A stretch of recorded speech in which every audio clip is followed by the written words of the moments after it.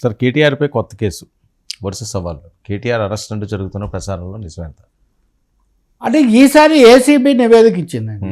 ఇప్పుడు formula E1 రేస్లో 46 కోట్లు ప్రభుత్వం తరఫున కట్టారని కదా, అది కూడా ఆయన తన అధికారాన్ని ఉపయోగించి శాఖ కాకపోయినా కానీ చెప్పి వాటిని వెంటనే మళ్లించారు, అడ్వాన్స్గా ఇచ్చారు, అధికార పరిధి అతిక్రమించారు, ఆర్థిక శాఖ లేకపోతే క్యాబినెట్ అనుమతి లేకుండానే ఇచ్చారు అనేది ఇది మొదటిది.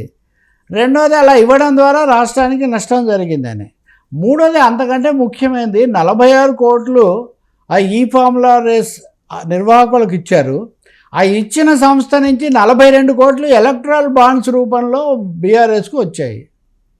సో ఇదో క్విడ్ ప్రోకో అని, ఇదో క్విడ్ ప్రోకో జరిగింది. అది కూడా కాకుండా అధికార పరిధి మించి ఇచ్చారు అని ఏసీబీ నివేదిక ఇచ్చిన తర్వాత మరిన్ని వివరాలు అందించండి అని సిఎస్ అడిగారని. గతంలోనే ఇది చర్చకు వచ్చింది, కొంతవరకు నడిచింది కూడా. కేటీఆర్ మాత్రం నేను చెప్పాను, దానివల్ల హైదరాబాద్కు మేలు జరుగుతుంది, ఆదాయం పెరుగుతుందన్న ఉద్దేశంతో నేనే చెప్పాను, బాధ్యత కూడా నాదే. అప్పుడేమో లొట్టపీస్ కేసు అని ఇవన్నీ కూడా అన్నారు ఆయన.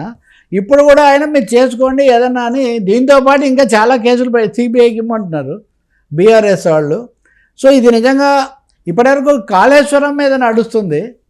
కాళేశ్వరము సిబిఐ అది ఇంకా కొలిక్కి రాలేదు, లేకపోతే ఎలాంటి సిబిఐకి లేఖ రాశారు, సిబిఐ నుంచి ఏం రాలేదు.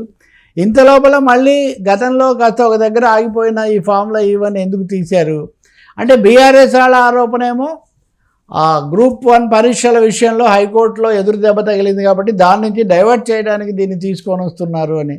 సో ఇది వివాదాలు అలా ఉంచితే ప్రభుత్వం నిజంగా ఎలాంటి చర్య తీసుకుంటుంది? ఏసీబీ నివేదిక అందింది కాబట్టి ఖచ్చితంగా వాళ్ళు ఏమైనా యాక్షన్ ఇనిషియేట్ చేయొచ్చు. నేనైతే దానికి సిద్ధంగానే ఉన్నానని కేటీఆర్ చాలాసార్లు చెప్పారు. నిజంగా కేటీఆర్ని అరెస్ట్ చేయడము లేదా తీవ్రంగా గతంలో పిలిచి విచారించారు, 1-2 సార్లు వాంగ్మూలాలు అవి తీసుకున్నారు. ఇప్పుడు మరి ఏమవుతుంది? నిజంగా అరెస్ట్ చేసేటంత దాకా రేవంత్ రెడ్డి ప్రభుత్వం వెళ్తుందా? That is to be seen. ఇంతవరకు రాజకీయ ప్రకటన రావాలి. ఇప్పుడు వచ్చింది మీడియాకి ఇచ్చిన అధికారికమైన లీక్ అనండి, బ్రీఫింగ్ అనండి, అంతవరకే వచ్చింది.